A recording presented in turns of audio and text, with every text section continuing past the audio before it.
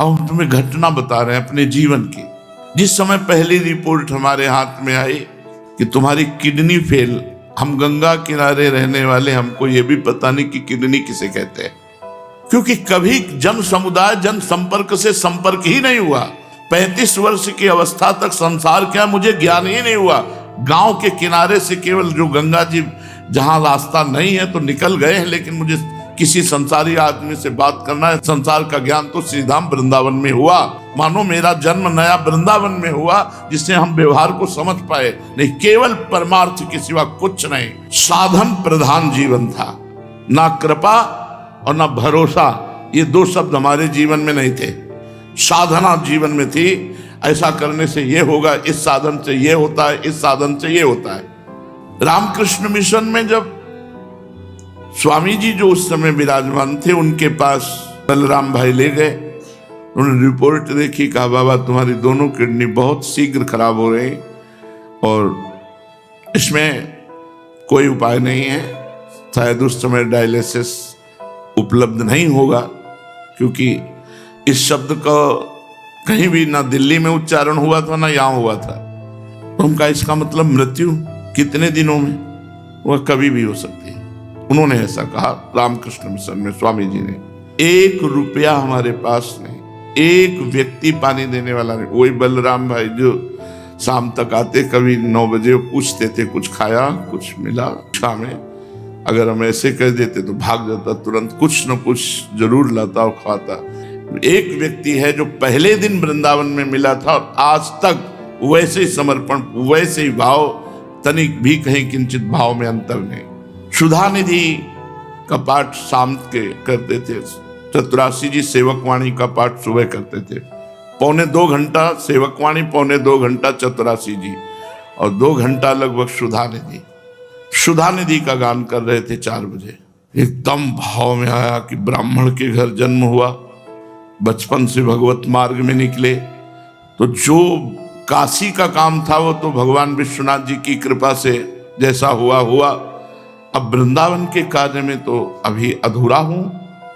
अभी 2-3 वर्ष हुए होंगे वृंदावन में आए हुए और राधा वल्लभ जी के बने हुए, सोई रिपोर्ट मिल गई थी। अधूरा जीवन, वृंदावन रस को तो हमने जाना ही नहीं और जाने का समय आ गया। और अब मन कोई साधन बन पाएगा मेरे से, क्योंकि अब तो जाने का समय। बहुत भोलापन था इसलिए कि अब समाज को देख करके समझ में आ रही, नहीं तो समाज शून्य जीवन था। चिल्ला चिल्ला के रोने लगा, एकांत कमरा था और ऐसी तन्मयता बनी कि हे लाडली बिल्कुल अबोध हो, आपको भी नहीं जानता ना इस मार्ग को जानता हूं। तो अधूरा जीवन, और ऐसा पवित्र जीवन निकला और अधूरा जीवन जाएगा।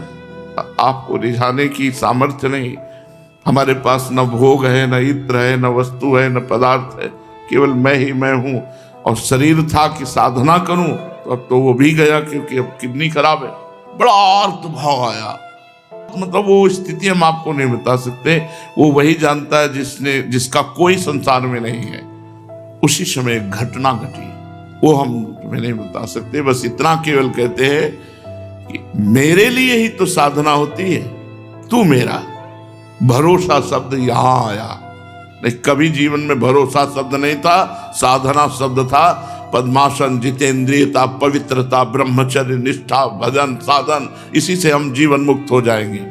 उस दिन से जो बेपरवाही हमारे अंदर आई, मस्ती आई, तो हम तो मनाते हैं कि धन्य है ये किडनी जो फेल हो गई तो हमें पास कर दिया।